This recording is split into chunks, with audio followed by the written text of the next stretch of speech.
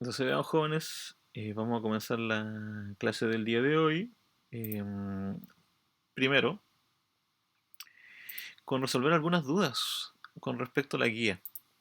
No sé si tienen alguna pregunta puntual, algún tipo de ejercicio, alguna pregunta que haya parecido un poco capciosa, que les haya costado. Sí, Eh, profe, Dígame. a mí no supe hacer la de pasar de centímetro cúbico a metro cúbico, me parece, Ya, ok. O sea, que ya, ok, las cúbicas. eran como de los últimos ejercicios. ¿Sí? No, no hay problema.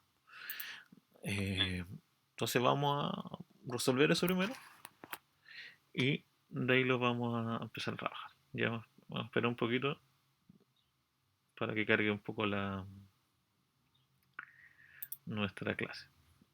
Vamos a ver. Los cúbicos eran la guía uno. Estamos trabajando en esta guía. Por ejemplo, si yo quisiera convertir 16 metros cúbicos a centímetros cúbicos, que es un ejercicio número 19 que está en la guía, entonces pasa lo siguiente. Si yo quiero convertir 16, en este caso, a metro cúbico, vamos a tener la siguiente particularidad. Eh, 16 centímetros cúbicos. Déjenme ver si era 16 metros cúbicos, centímetros cúbicos. Metro cúbico.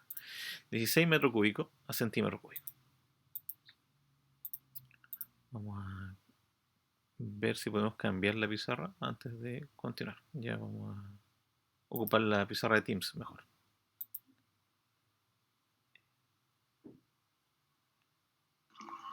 Profe, se lo fue el audio. Sí, se me fue el Ah, audio no lo... porque voy a ocupar la pizarra de Teams. Ya, la voy a cambiar. Me voy a cambiar de lugar. Solamente por eso.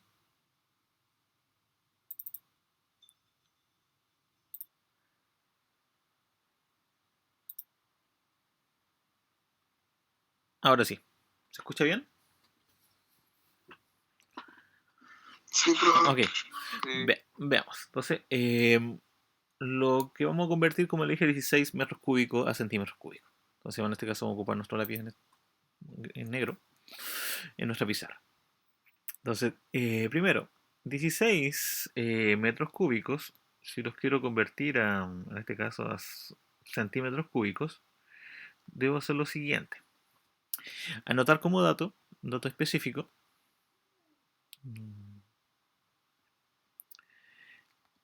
que un metro equivale a 100 centímetros. Ya eso es un dato importante. Y vamos a utilizar la regla de 3 simple.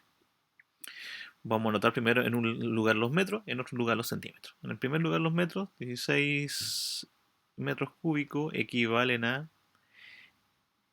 X centímetros cúbicos. Y por último, un metro equivale a 100 centímetros. Para eso, tenemos el siguiente problema. Que yo tengo que elevar los elementos al cubo. ¿Ya? Y para elevarlos, obviamente, vamos a hacer la siguiente consideración. Vamos a elevar tanto el 1, la m y los centímetros. Vamos a elevar todos esos elementos para que lo podamos trabajar. ¿Ya? Así que para que lo tengan en cuenta. Entonces, elevamos el 1, elevamos el metro, elevamos el 100 y elevamos el centímetro.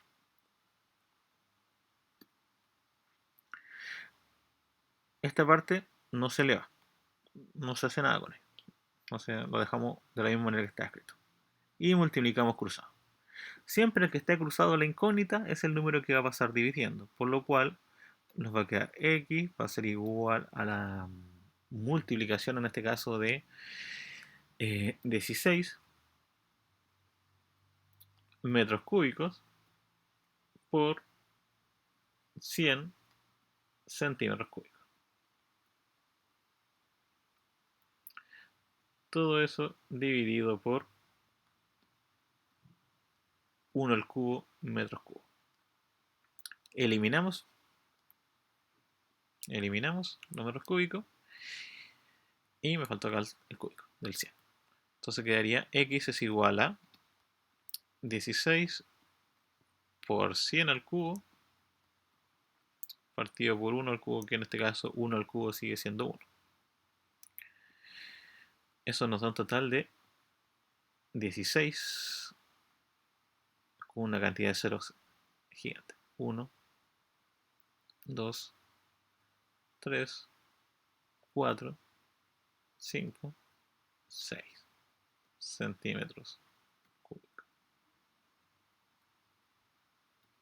Y tendríamos unos ejercicios. 16 millones de centímetros cúbicos. Ahí teníamos un problema con elementos cúbicos.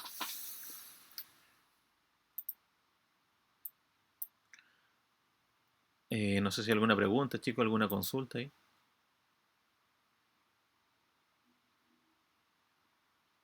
Por mi parte no, profe.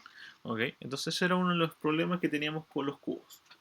No sé si hay alguna otra inquietud, chicos, alguna otra pregunta de las conversiones o de las preguntas.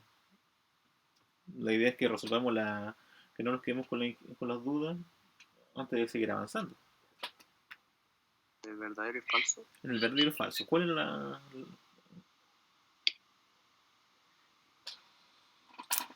Por ejemplo, uno de los verdaderos y falsos, uno que estaba más que nada complicado, era el de la distancia de la Tierra al Sol, ¿ya?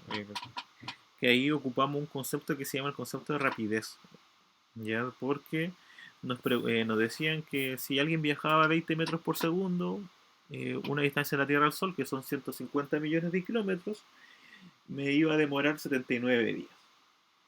Eso era falso por el hecho siguiente, ¿eh? Al convertirlo los 150 millones de kilómetros a metros, queda 150 mil millones de kilómetros. ¿Ya? Luego de 150 mil millones, al dividirlo por la velocidad con que uno va a hacer que yo me demore 7 millones y medio de segundos. Que 7 millones y medio de segundos corresponden a 83 días. Por lo tanto, por eso era falso el ejercicio. Más que nada lo coloqué ese por el hecho de que, a ver si alguno recordaba cómo era el concepto de rapidez. Pero esa era la idea. La idea era hacer una conversión en base a los 150 millones para que estuviesen en en el mismo lugar. Otra de las dificultades que hubieron son los ejercicios, por ejemplo, la pregunta 10, donde hablaba de la distancia de la Tierra a la Luna, es de 3.84 por 10 elevado a 8 metros. Y eso, si es que ese número era equivalente a unidad astronómica a 0.0256, lo cual era real. ¿Ya? Una unidad astronómica es un elemento bastante grande, ¿ya? Para medirlo en metros. ¿Ya? Profe, Dígame. ¿era falso? El 10. Sí. El 10, porque una unidad astronómica equivale a 1.4 por 10 elevado a 11 metros. Y dice que en este caso la distancia de la Tierra a la Luna es aproximadamente 3 por 10, 3.84, que en unidad astronómica era 0.00256. ¿Ya? Claro, ¿cierto? Yo busqué unidades astronómicas y para que me diera equivalencia tendría que ser 3,84 por 10 elevado a 6. 3 por 84 por 10 elevado a 6. Vamos a revisarlo bien, por ver. Sí, la unidad astronómica no hay problema, ya lo vamos a comprobar. Claro, tú me dices que es 3.84 por 10 elevado a 6, ¿cierto? Sí. Más 6.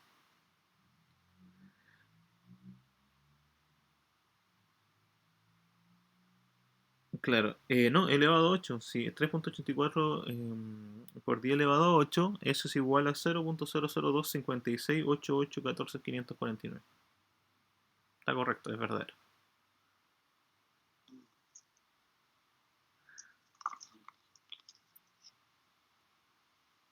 Con una unidad astronómica, te vuelvo a repetir, equivale a alrededor de 149.000 millones. Algo aproximado.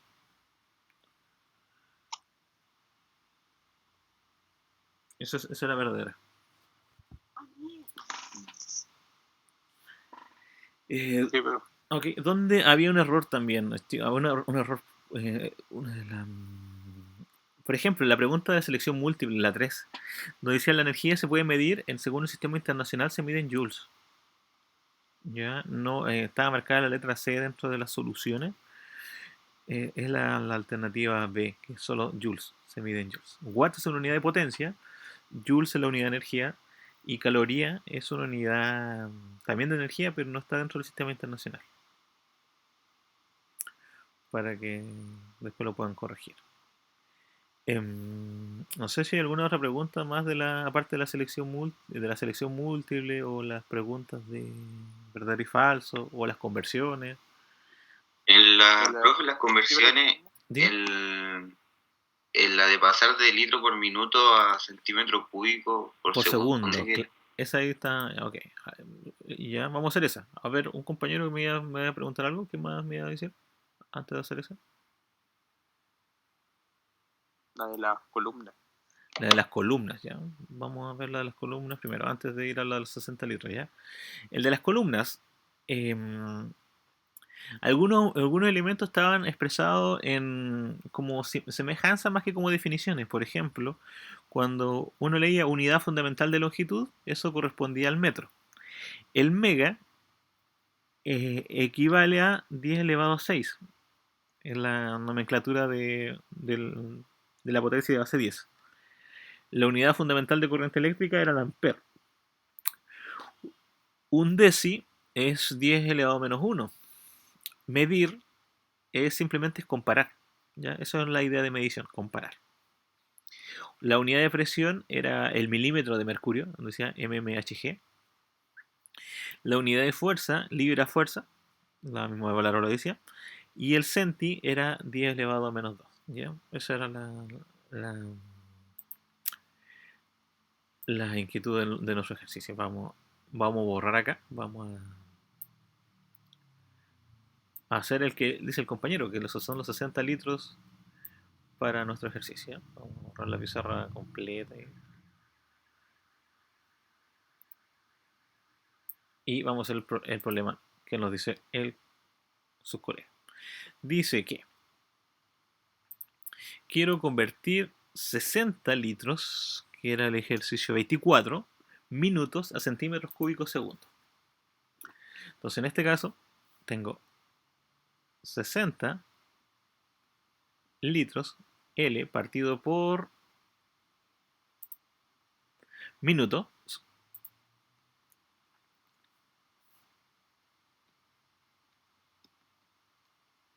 Y lo queremos convertir a centímetro cúbico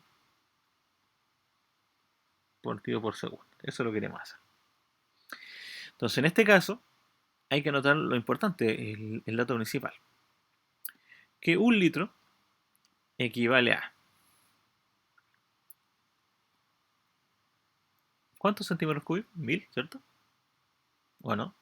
¿O 100?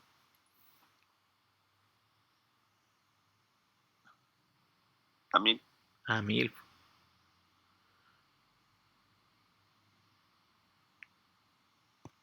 O a metro cúbico. Esa es la pregunta. Porque según la tabla que nosotros teníamos, o en el dato que teníamos, un metro cúbico son 1000 litros, ¿no? Ese dato lo teníamos en la tabla. No sé si lo buscaron aparte o simplemente lo... Yo lo vi por un decímetro cúbico es un litro. No sé, en Ya, el semestre pasado nos pasaron eso. claro. Y eso sería igual 1000 centímetros. Claro. Por ejemplo, en este caso, si lo podemos ocupar como lo hizo usted, con lo que vieron el semestre pasado, pero si alguno no se acuerda y fue directamente a la tabla, en la tabla indicaba lo siguiente, indicaba que un metro cúbico tiene 1000 litros. Tiene 1000 litros. ¿Ya? Eso es una de las conversiones que le habíamos colocado. Y como dice el compañero, podría verlo con algo que ya visto, que había anteriormente, lo puedo hacer la conversión. También podría decir lo siguiente, pucha, un metro son 100 centímetros, por lo tanto, si lo quiero elevar al cubo, elevo al cubo el metro, elevo al cubo el 1, elevo al cubo el 100 y elevo al cubo el 3. Eso quiere decir que un metro cúbico equivale a, ahí, 100, 100, 100, 100, 100, 1, 2, 3, 4, 5, 6, el elemento. Centímetros cúbicos. Profe, ¿dónde está calculando? ¿Ah? ¿Dónde En la pizarra no se ve. Si no, no se ve, la vamos a cambiar. Ya vamos a volver a la pizarra otra vez mejor. Parece que era más. Eh, ahí se ve mejor.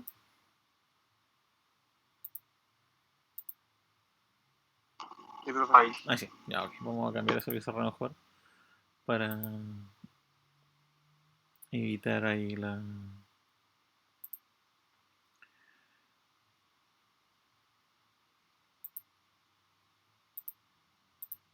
Nuestra imagen, ¿ya? Entonces, vamos a hacer de nuevo, vamos a anotar el ejercicio de nuevo, que era 60 litros partido por minuto y lo queremos convertir a, en este caso, eh,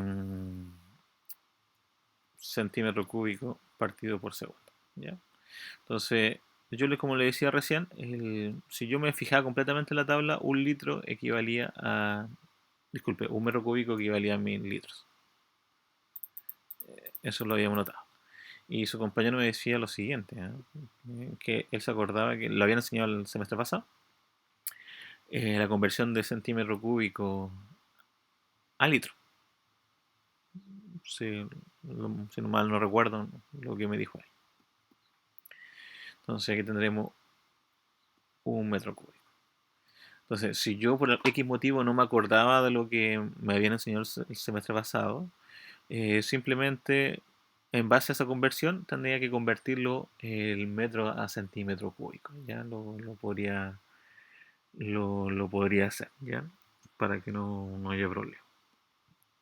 Pero lo vamos a anotar igual como de las dos maneras. Un litro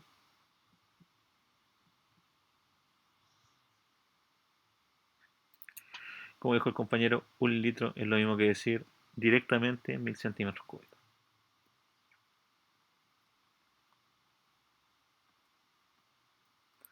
También, también nos sirve la siguiente conversión. Un minuto tiene 60 segundos. Por lo tanto, vamos a calcular en este caso, vamos a convertir las unidades. 60 litros minutos lo vamos a multiplicar por. Vamos a eliminar los litros. Los litros los vamos a escribir abajo. Y la parte superior vamos a escribir los centímetros cúbicos. Recuerden, lo hacemos de esa manera para poder eliminar los litros. Eliminamos los litros. Y anotamos la conversión. El número 1 es a 1000. Un litro, 1000 centímetros cúbicos. Quiero convertir los minutos a segundos. Un minuto arriba y los segundos los escribimos abajo. ¿Por qué? Para poder eliminar la palabra minuto. Abajo y arriba. Un minuto, 60 segundos. Unidad de medida que quedó final, centímetro cúbico en la parte superior y segundo quedó arriba. Segundo quedó abajo, disculpen. Multiplicamos la parte superior. 60 por 1000 por 1 y abajo 1 por 60 y anotamos en este caso nuestros datos que sería centímetro cúbico partido por segundo. Eliminamos los términos que se repiten, arriba está un 60 y abajo también está un 60, lo podemos eliminar.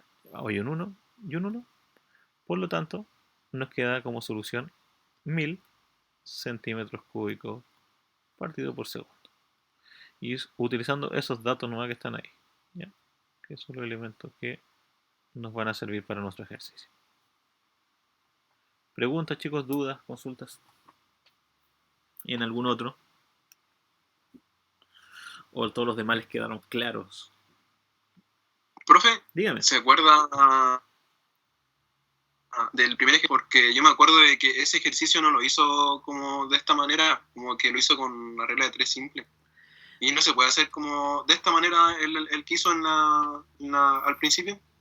¿El cual que hice al principio? Sí, se puede hacer de cualquier manera, la manera que a usted le salga más cómoda. También se podría hacer, como dice usted, el de esta manera podría hacerse, por ejemplo, cualquiera. Por ejemplo, cualquier ejercicio que uno tenga lo podría trabajar así. Por decirte, podemos poner uno sencillo. Quiero convertir pulgadas a centímetros. Entonces, vamos a suponer que yo quiero convertir, acá lo voy a escribir acá al costado, acá en este sector. Quiero convertir 15 pulgadas, los quiero convertir a centímetros, X centímetros. El único dato importante que yo sé es que una pulgada equivale a 2.54 centímetros, ¿no? Eso lo tengo claro. Entonces, para no usar la regla de 3 simple, podría hacer lo siguiente. Tendría 15 pulgadas por, escribo pulgadas abajo y arriba escribo centímetros. Entonces acá escribo 1 y acá 2.54. Elimino la pulgada y me queda 15 por 2.54 partido por 1. Yo es lo mismo que utilizando la regla 3 simple, pero obviamente no me doy cuenta que lo ocupo. Ocupo otra técnica. También se podría ocupar. Gracias, profe. Ok, así que la idea es que usted vea cuál es el método que le sale más fácil. ¿Ya? Después, por ejemplo, en algún ejercicio, cuando estemos viendo ya la unidad de cinemática, ya, por ejemplo, ya les digo, por ejemplo, para convertir de metros por segundo a kilómetros por hora, hay que multiplicar por 3,6 o hay que dividir por 3,6. Entonces sale mucho más rápido que hacer esta conversión. Entonces, en este caso, la primera parte de conversión es para explicarle un poco, ¿no? Nada más que eso. Y detallando. No sé si alguna otra pregunta, chicos, alguna consulta.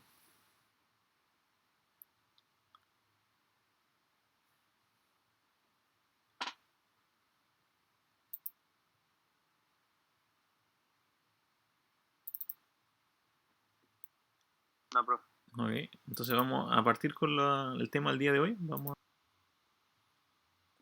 Entonces, el ejercicio 26 me dice usted que tiene la duda, que es el ejercicio que dice de gramos centímetro cúbico a kilogramos metro cúbico. ¿Ese?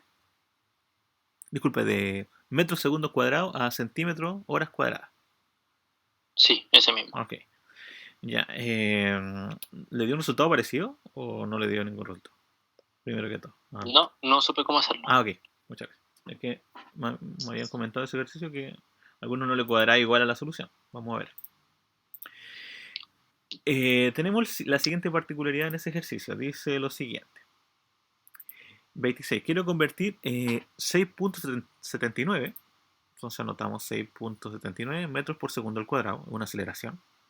6.79 metros por segundo al cuadrado. Lo quiero convertir a la siguiente unidad de medida, que sería centímetros por horas cuadradas.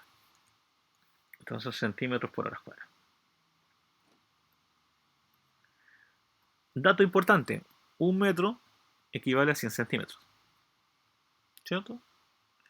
Y una hora tiene un total de 3.600 segundos.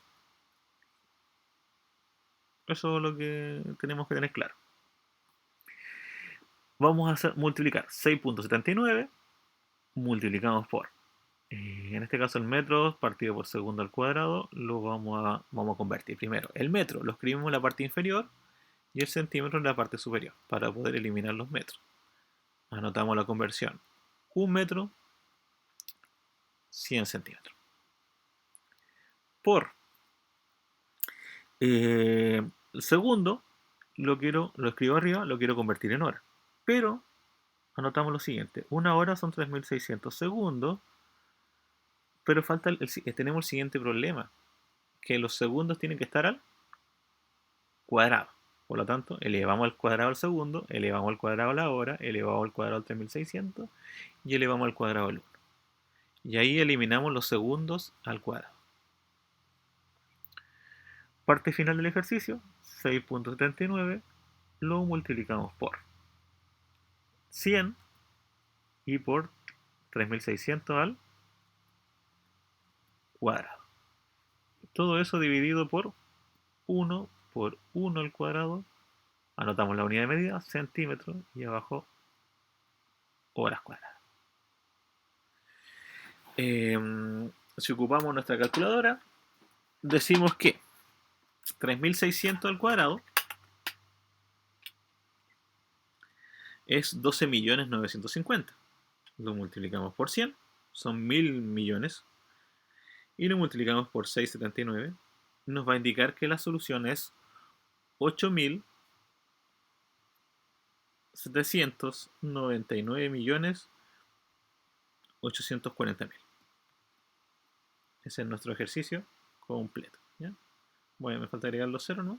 1, 2, 3 centímetros cuadrados. Entonces, ahí tenemos el ejercicio número 26 que me decía el compañero. No sé si hay alguna otra consulta, chicos, dudas, antes de seguir avanzando. Profe, entonces siempre se escribe, por ejemplo, donde escribió metro, al lado puso 100 dividido en 1, el metro abajo. Siempre se escribe cruzado para eliminarlo, ¿cierto? Claro, siempre se escribe cruzado para poder eliminarlo, si no, no lo podría eliminar. Ya.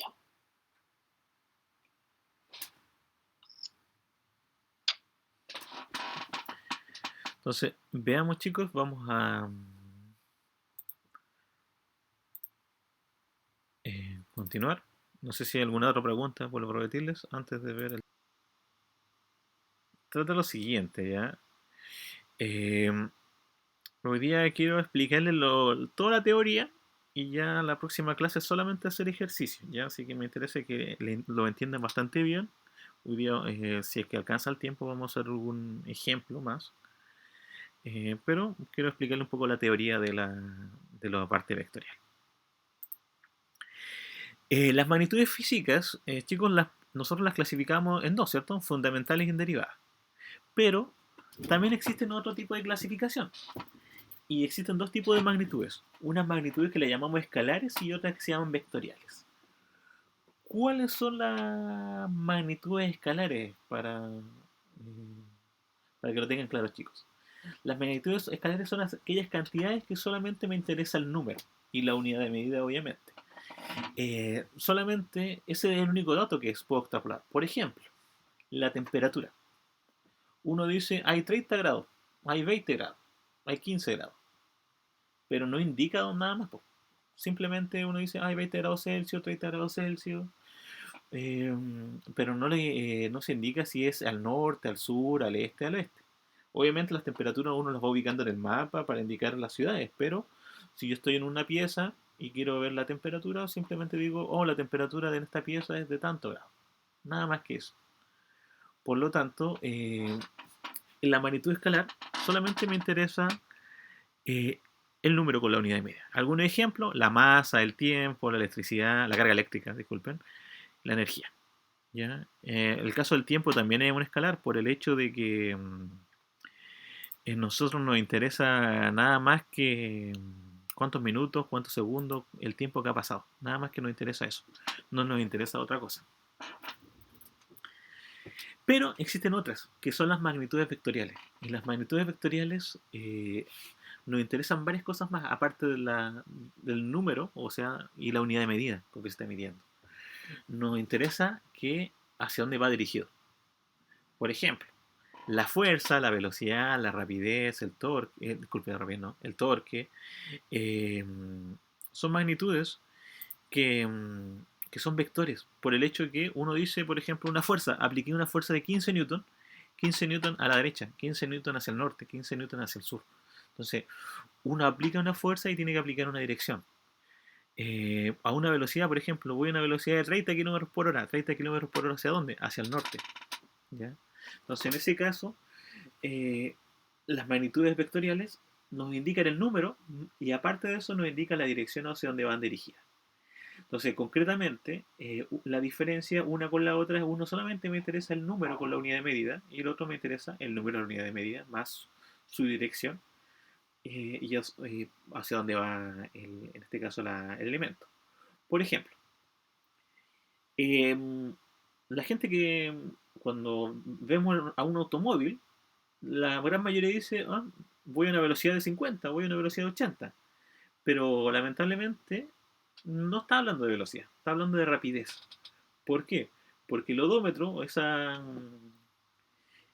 aparato que va cerca del volante, bueno, es esta pantalla donde uno puede ver qué tan rápido va, que nos va indicando con una brújula si es que es más análogo el automóvil o si es digital, va indicando la velocidad, que uno le dice velocidad, pero en verdad es rapidez, que normalmente le llamamos, hasta incluso le colocamos velocímetro, en verdad está indicando la rapidez con que se mueve el automóvil. Porque si fuera velocidad, me tendría que decir, vamos a 90 km por hora hacia el este.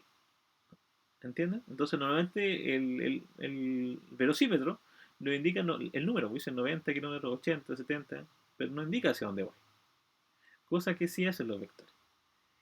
Entonces, en este caso, lo que marca el auto, en vez de velocímetro, marca la rapidez. Podría llamarse más que rapidómetro, más que velocímetro, pero uno normalmente le dice velocidad. Entonces, en física, normalmente, o en la vida cotidiana, existen muchos elementos o muchas frases o muchas palabras que de repente uno la ocupa de manera errónea, que físicamente significan otra cosa, pero uno cree que significan lo mismo en la vida cotidiana.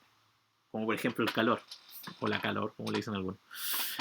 Calor es una condición de la temperatura, algunos dicen, pero no, calor es una transferencia de energía.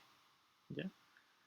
Entonces, las condiciones es baja temperatura o menor temperatura, pero para no decir baja temperatura y menor, uno dice frío o calor, más que nada. Entonces, volviendo al tema de los vectores son elementos que me interesa la unidad de medida, el número y obviamente su dirección. Y los vectores están representados bajo una flecha, se dibujan en flecha. La forma de dibujarlos va de esta manera, tiene la siguiente cualidad.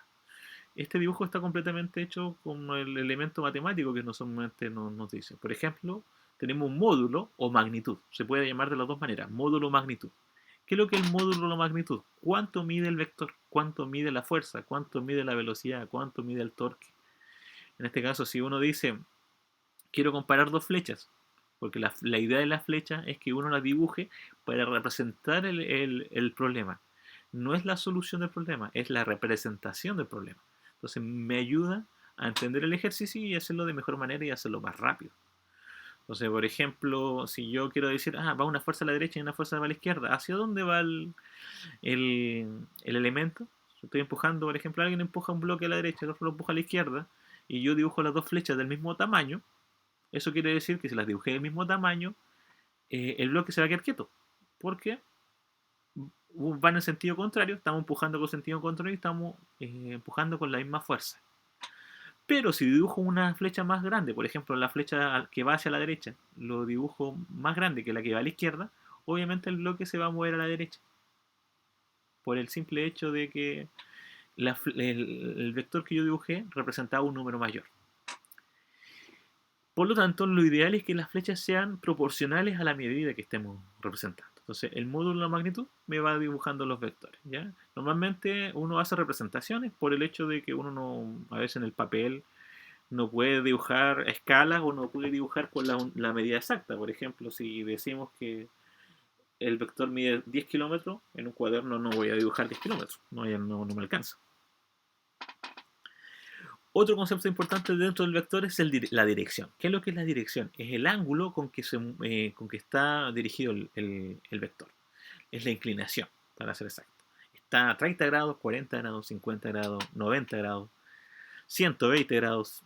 Eso es lo que me indica el vector. Es la cantidad lo que indica la dirección. Entonces, cada vez que yo hable de dirección, hablamos del grado con respecto al plano. Eso lo vamos a ver en un rato más. Y el sentido es la punta de la flecha, hacia dónde va dirigido, hacia el norte, hacia arriba, hacia abajo, hacia una casa, hacia un árbol. Eso no indica la punta de la flecha. La punta de la flecha no indica el sentido. Entonces, todo los vectores va a tener siempre es una flecha que tiene un puntito de inicio y la cabeza de la flecha para el final. El final siempre va a ser, en este caso, la cabeza de la flecha. Normalmente nosotros dibujamos en un plano cartesiano. Y los planos cartesianos están determinados de la siguiente manera. Bajo las coordenadas X y Y. Nosotros vamos a trabajar en 2 dimensiones. De acá en adelante. Trabajamos solamente en 2 dimensiones. La coordenada X, mejor denominada coordenada de la eje de las abscisas o eje horizontal, normalmente es positivo a la derecha y negativo a la izquierda. ¿Bien? Los números, según la recta numérica. Y tenemos el eje Y, que es el eje de las ordenadas, que es hacia arriba positivo y hacia abajo negativo. Bajo esas consideraciones, siempre cuando trabajamos con el plano cartesiano, trabajamos en puntos, con puntos coordenados. Por ejemplo, el punto 2,4, 5,8, menos 4,3, donde el primer punto nos identifica el eje X y el segundo punto nos identifica el eje Y. Y yo los vectores los voy dibujando en ese plano. Normalmente están acostumbrados a dibujar siempre el vector a partir del origen, del punto 0,0. Y ahí se empieza a dibujar. Está bastante bien, pero yo puedo partir de cualquier punto hacer el dibujo. No es necesario que yo parta siempre del origen. Pero para que los ejercicios salgan más fáciles y más entendibles, yo los tengo que partir desde el origen. ¿Ya? Solamente por eso. Pero si yo quisiera partir, no voy a partir del 0,0, voy a partir del 4,8 en adelante. No hay problema para dibujar.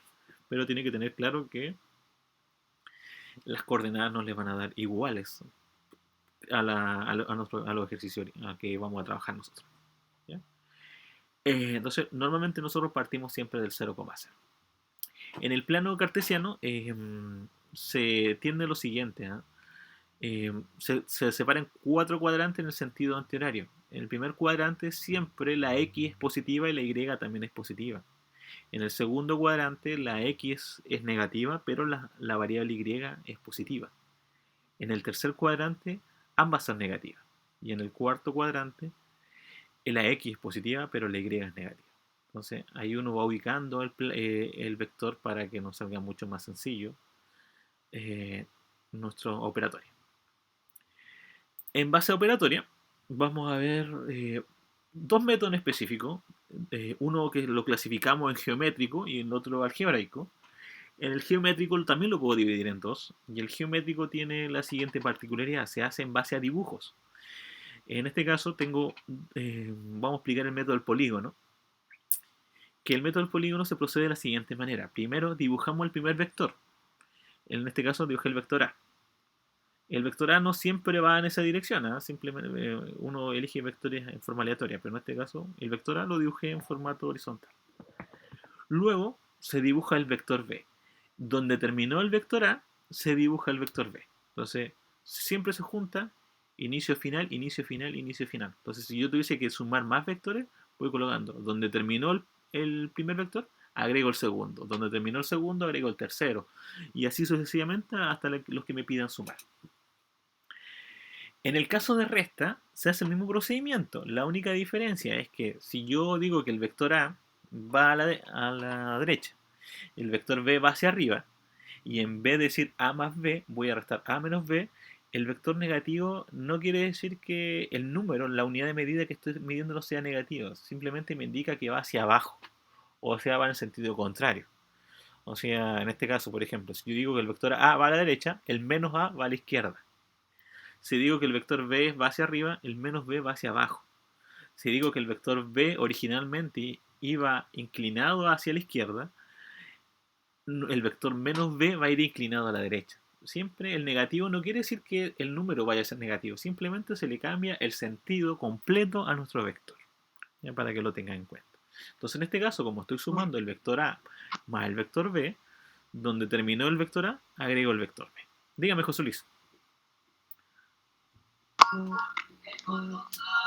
Que no logré entender. ¿Qué es lo que no logro entender? Dígame. Generalmente todo. Generalmente todo, el de la suma, ¿cierto? Sí. Ok. Lo que me refiero en la suma, cuando estamos dibujando los vectores, la idea de sumarlos es ir colocando, ir dibujando y ir armando figuras. Que en este caso, por ejemplo, dibujamos el vector A, colocamos el primer vector, dibujamos la primera flecha. Después, si yo lo quiero sumar con un vector que lo llamo B, o cualquier letra que sea, dibujo el segundo vector, pero donde terminó el vector A. Entonces, en este caso, empezó el vector A, terminó acá, y donde terminó, empiezo a dibujar el vector B. Eso es lo que yo debo hacer. Lo que yo me refería cuando alguien dice negativo el vector, no quiere decir que el vector cuando es negativo tiene que ir obligatoriamente hacia las coordenadas negativas, o sea, hacia la izquierda o hacia abajo. No.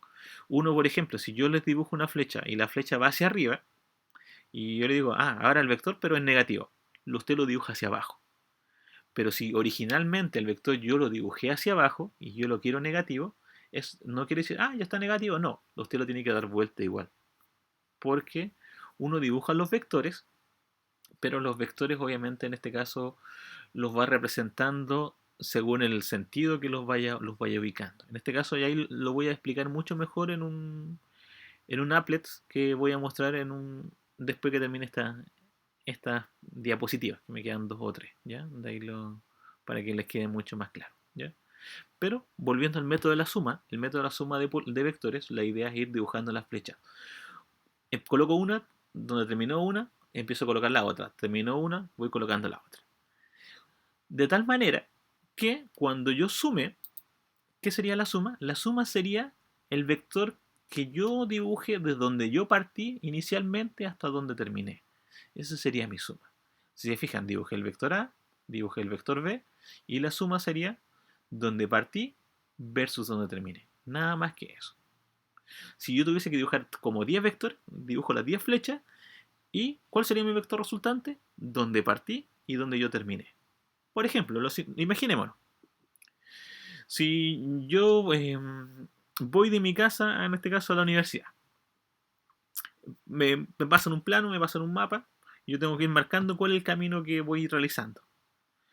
En este caso, cuando yo hago el camino que voy realizando, voy marcando las calles. Pues voy marcando, sigo por esta calle, subo, voy por otra calle hasta llegar a la universidad.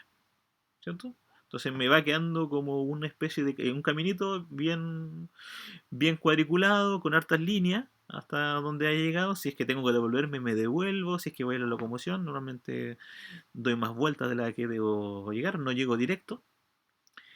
Y pongo mi casa, pongo la universidad.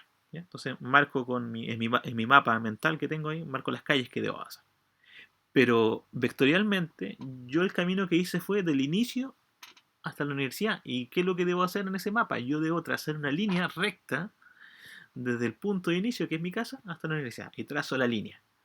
Independientemente que ese camino haya sido posible o no. ¿Por qué?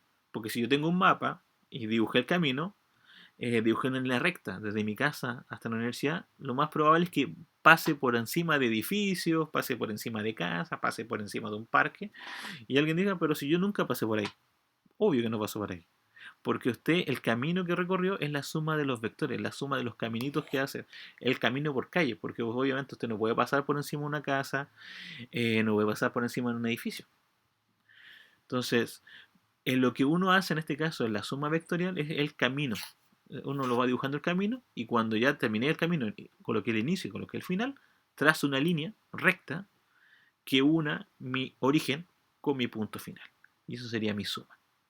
Por eso se llama el método del polígono, porque voy formando figuras geométricas, que puede ser un rectángulo, puede ser un cuadrado, puede ser un rombo, un romboide, puede ser una figura hasta sin nombre, puede ser una figura con 10 lados, 20 lados, 30 lados, dependiendo de los vectores que yo vaya dibujando, ¿ya? Puede ser que un vector esté encima de otro vector, no hay problema, pero solamente me interesa el punto de inicio versus punto final. ¿Pregunta hasta ahí, chicos? ¿Alguna duda con respecto a la suma hasta el momento de verla de forma de... Profe, ¿Dígame? ¿Voy a decir algo yo tengo una duda que, por ejemplo, en esta en la suma de vectores usted dice que hay que trazar como una línea de la casa, por ejemplo, a la Sí, universidad. claro. Pero por ejemplo, si es que la universidad me queda a 2 cuadras y de 100 metros, tendría que dibujar esa línea y hacer la suma de 100 más 100 y ahí poner ahí la medida, ¿o no? Correcto. Por ejemplo, en el caso de usted, como usted dice, muy bien, si vamos a poner que usted vive al lado de la universidad y tiene que ir derecho. Entonces, por ejemplo, en este caso, si quisiéramos dibujar los vectores, en este caso sería coloca una flecha, vamos a poner que lo quiere separar en dos, coloca una flecha y después coloca otra flecha y las dos flechas le quedan en línea. Y cuando tenga que unirla, vas, entre comillas, como subrayar o pasar por encima de las líneas que dibujó y le va a quedar lo mismo. 100 metros y 100 metros, como hizo usted. Entonces sería como hacer un perímetro de alguna manera, ¿o no?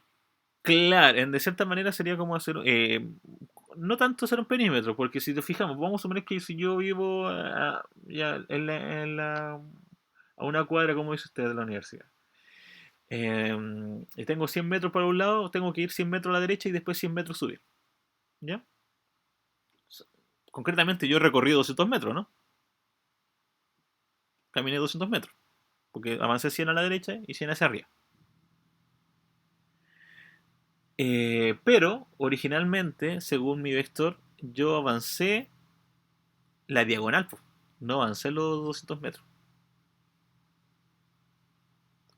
Lo voy a explicar ahí colocando la pizarra. ¿Ya? De ahí lo voy a explicar mejor con el método del polígono, viendo en la pizarra, ¿ya? Eh, para que lo tenga más claro aún todavía el método de la suma. No sé si hay alguna duda todavía, chicos. Vuelvo a repetir, si hay alguna pregunta. Más antes de, porque después voy a volver a explicarle de nuevo el método ya con aspectos más gráficos para que lo tengan en cuenta. Simplemente hoy día, la primera parte voy a explicar la técnica. ¿No? Profe, eso le voy a decir si lo voy a hacer como con números. ¿Con números? Ya, vamos a hacerlo con números, digamos. Por ejemplo, vamos a dejar de compartir un rato el PPT porque tengo que cambiarme de elemento. Vamos a volver a la pizarra en este caso, que tenemos acá. Vamos a borrar acá la pizarra que estábamos dibujando.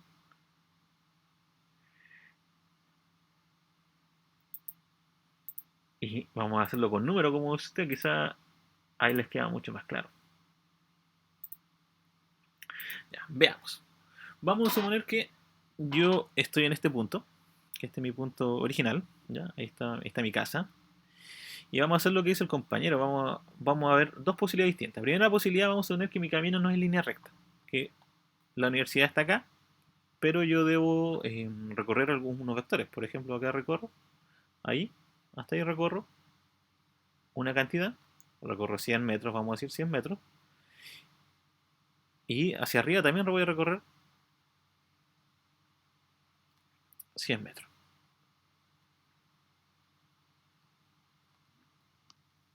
Profe, Dígame. y ahí tendrías dos vectores, ¿cierto? Ahí tengo dos vectores, claro, dos flechas que dibujé, dos vectores.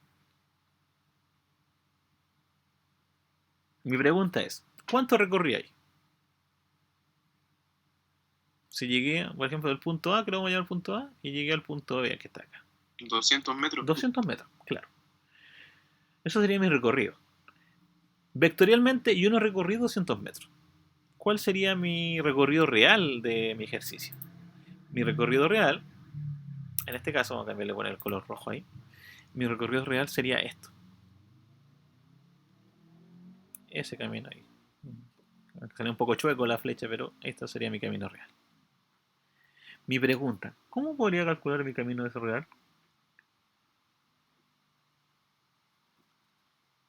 Con esa figura. Con Pitágoras. Con Pitágoras, podría ocupar Pitágoras en este caso. Entonces, cuando hago un ejercicio en este caso, yo con el Pitágoras podría descubrir cuál es mi recorrido real. Y nosotros vamos a ocupar harto Pitágoras y vamos a ocupar harto lo que es algunas razones trigonométricas que las vamos a ir repasando.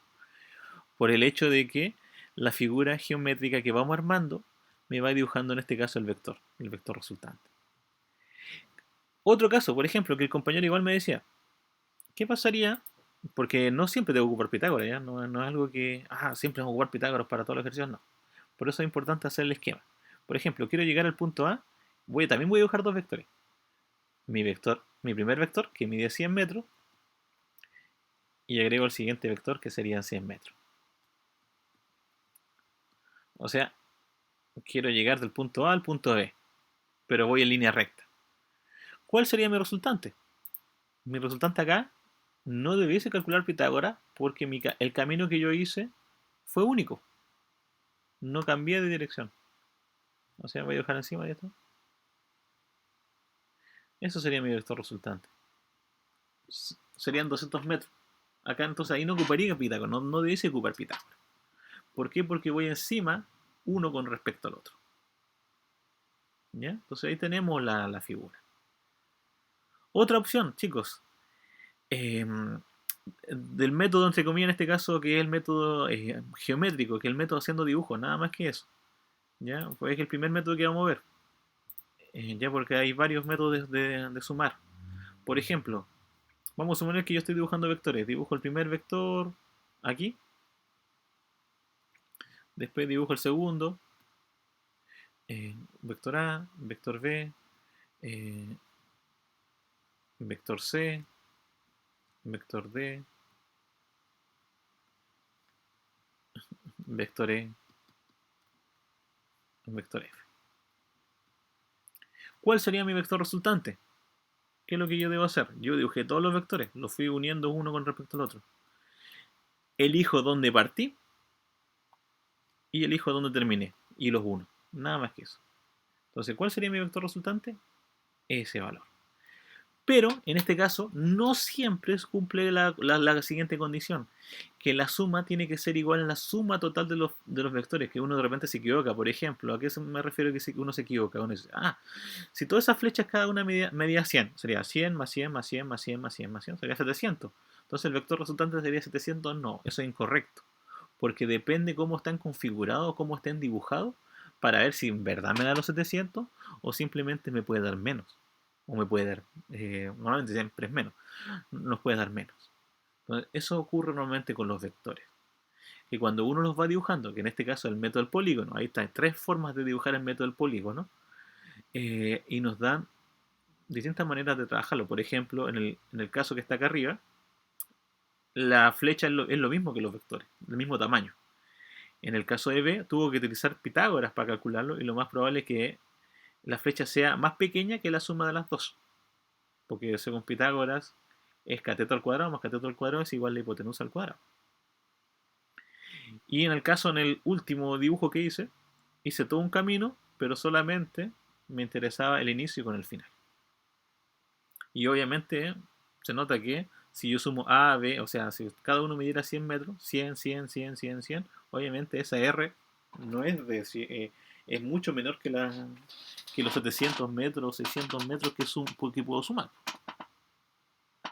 Entonces, el método del polígono solamente es dibujar los vectores y luego, obviamente, eh, dibujar el vector resultante. Nada más que dibujar. En este caso no estamos buscando el valor exacto del vector. Me interesa que aprendan a dibujarlo, a hacer el bosquejo del ejercicio antes de ya ir con los cálculos ya numéricos, que es lo que vamos a ver también en nuestras clases de vectores. No sé si hay alguna otra pregunta, chicos, ahí. ¿O les queda más claro ahora la suma de vectores con el método del polígono?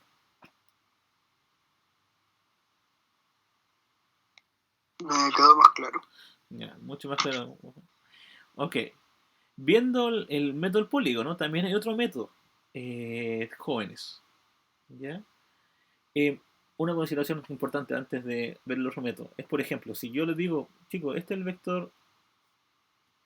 Hasta choco me salió, pero este es el vector A. ¿Cómo dibujaría el menos A? El menos A es el mismo, pero al revés. Si le digo, este es el vector B, ¿cuál sería el menos B? Menos B. Eso se debe hacer. ¿Ya? Por eso recién cuando le explicaba el A, el menos A, todas esas cosas, va bajo ese formato. Sigamos. Vamos a seguir acá mismo, ¿no? Yo creo que es mucho más fácil explicar desde acá que con el PPT. A veces no queda muy claro. El otro método, el método se llama el paralelogramo. Las limitantes del método del paralelogramo. El método del paralelogramo tiene el siguiente limitante, que solamente puedo dibujar de 2 en 2. ¿Por qué? El método del paralelogramo dice lo siguiente. Primero dibujo el vector A, un vector A cualquiera. ¿Ya? Por ejemplo, ahí lo voy a dibujar. Ese es mi vector A. Y luego voy a dibujar un vector B. Pero mi vector B va a estar dibujado desde el origen. O sea, de donde partió la. O sea, por ejemplo, ahí. Entonces ahí voy a dibujar mi vector B. Esto se llama método del paralelogramo. Entonces, vector B. ¿Qué es lo que uno debe hacer? Como el método del paralelogramo, dibujar líneas paralelas. Voy a dibujar una línea paralela del B, pero no lo dibujo acá. Lo dibujo donde terminó el A. Entonces dibujo una línea paralela. En este caso, vamos a ir paralela. Y también dibujo una línea paralela del vector A. ¿Qué quiere decir que sea una línea paralela? Que tengan, obviamente, la misma forma. ¿Sí?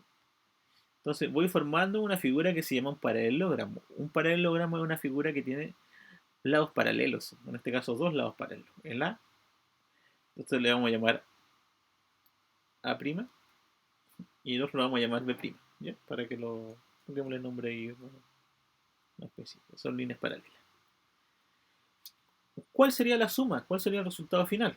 El resultado final es la unión del origen con donde se juntaron esas líneas paralelas, esas líneas de método.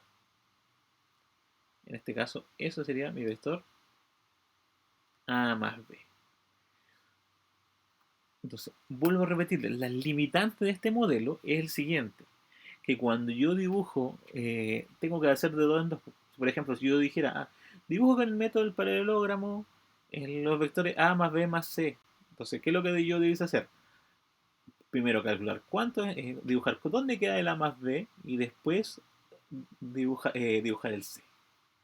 A diferencia del método del polígono, que puedo dibujar el A, el B y el C y después trazo la línea. En este caso no. Tengo que hacer 2 primero y después agrego el tercero. Preguntas con el método del paralelogramo.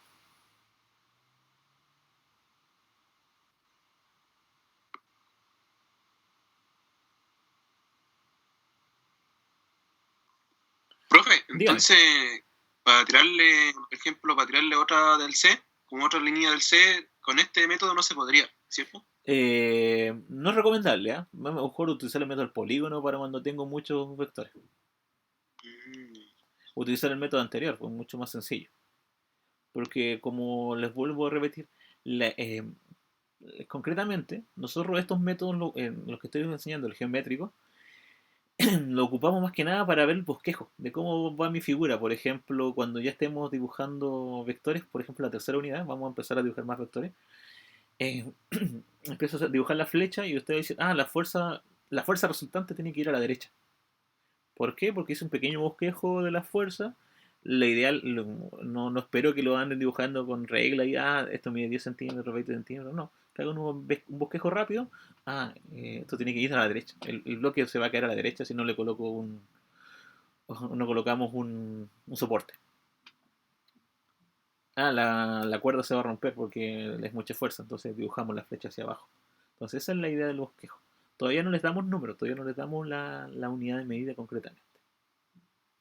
Pero en este caso, si tuviese que dibujar un vector C como ese, yo digo, recomiendo usar el método del polígono más que utilizar el método del paralelogramo.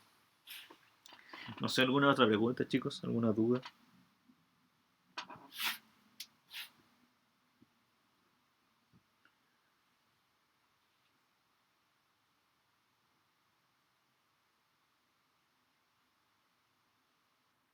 Más claro el método de los polígonos, el método del paralelogramo. Para por número, ¿cómo queda? Por número, muy bien, ¿cómo se pregunta? ¿Cómo lo hacemos con números? Antes de sumar por números necesitamos saber lo siguiente. Que los vectores se miden por coordenadas, ¿ya? Y como se miden por coordenadas, tienen una coordenada X y una coordenada Y. Yo cuando sumo vectores, yo no sumo por ejemplo, la medida original del vector. Yo sumo las coordenadas de los vectores. Esa es la forma de sumarlos. ¿A qué me refiero con eso? Vamos a borrar acá. El método aritmético de sumar vectores es lo siguiente. Por ejemplo,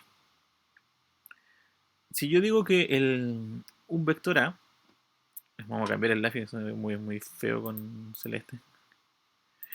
Un vector A, aquí los voy a sumar acá, el vector A tiene dos coordenadas. Por ejemplo, voy a decir que tiene dos coordenadas X, uno le pone un gorrito, más 3Y, ¿ya? Y el vector B, que tiene coordenadas 4X más, no, 8 no, más 7Y, ¿ya? Entonces, ¿cómo sumo el vector? Algebraicamente o aritméticamente. Se suma de la ¿Era siguiente... con la pendiente o no, profe? ¿Ah? No, que... No, ¿Era con la pendiente? No, que... no es necesario sacar la pendiente. Se suma de la siguiente... Es mucho más sencillo que sacar la pendiente. Se suman así. Se suma las coordenadas X con la coordenada X y la coordenada Y con la coordenada Y. En este caso, 2 más 4 me va a dar la coordenada X, más 3 más 7 me va a dar la coordenada Y. 2 más 4 serían 6, 6X, más 3 más 7 serían 10Y. ¿Ya? Principal error que uno comete, por ejemplo, uno le dice, el vector A mide, porque uno lo coloca entre rayitas, el vector A mide 100 y el vector B mide 200. Entonces uno dice, 100 más 200 son 300. Pero uno no sabe hacia dónde va el vector, porque el vector tiene que tener una dirección, tiene que tener un ángulo. Si no tiene el ángulo, obviamente no puedo llegar y sumarlo algebraicamente. Por eso, para sumarlo necesito las coordenadas. ¿Ya? De repente uno dice, el vector A vale 100, el vector B vale 200. Si con esa frase yo no puedo llegar y sumar, porque necesito saber hacia dónde va. 100, mide 100, si vale 100, ¿cuánto vale en X? ¿Cuánto vale en Y? Si mide 200, ¿cuánto vale en X? ¿Cuánto vale en Y? Eso, eso uno no lo puede saber. Entonces, chicos, ¿cómo calculamos las componentes de un vector? Eso lo importante que lo vamos a ver ya en la próxima clase. Vamos a ver cómo, para ir de a poco, cómo sumamos las componentes de un vector. Cómo se calcula la magnitud de un vector, cómo se calcula el módulo de un vector. Y ahí vamos a ver que los podemos sumar de forma aritmética mucho más rápida de lo que trabajamos, ¿ya? Normalmente las componentes de un vector se trabaja con las coordenadas, en este caso seno, coseno, y los vamos a ver ya la próxima clase en forma definitiva. El PPT lo voy a subir a la plataforma, me interesa que le echen un vistazo, lo revisen, y yo en base a eso no lo voy a mostrar porque ya me sale mucho mejor explicar en la pizarra, y les voy a ir explicando paso a paso cómo se va sumando, se va multiplicando, cómo se calcula el módulo, cómo se calculan las componentes.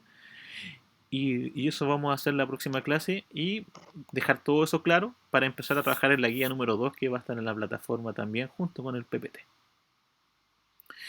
No sé si hay alguna pregunta, chicos. Consulta con lo que hemos visto hasta el momento, lo de la suma geométrica y algo de la algebraica, porque vuelvo a repetirlo, voy a revisar bien la próxima clase para que sepan cómo calcular los componentes, porque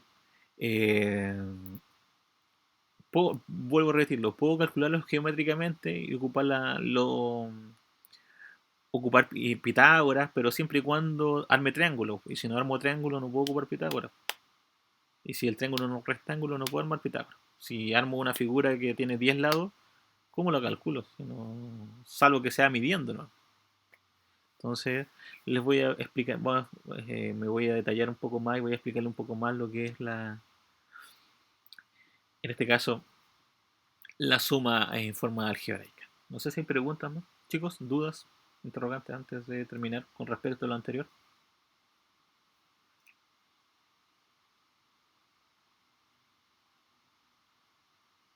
Por ahora no, por favor. Okay. Entonces, revisen el PPT, vean la guía, sobre todo los de la guía podrían realizar mientras, podrían ir avanzando la guía, sobre todo los que les piden sumar con polígono, sumar con paralelogramo, hacer las figuras y si tienen dudas ahí los vamos corrigiendo, ¿ya? Para ir viendo las figuras, ¿ya? Que van quedando. Entonces chicos, con eso vamos quedando el día de hoy, vamos cerrando la clase del día de hoy.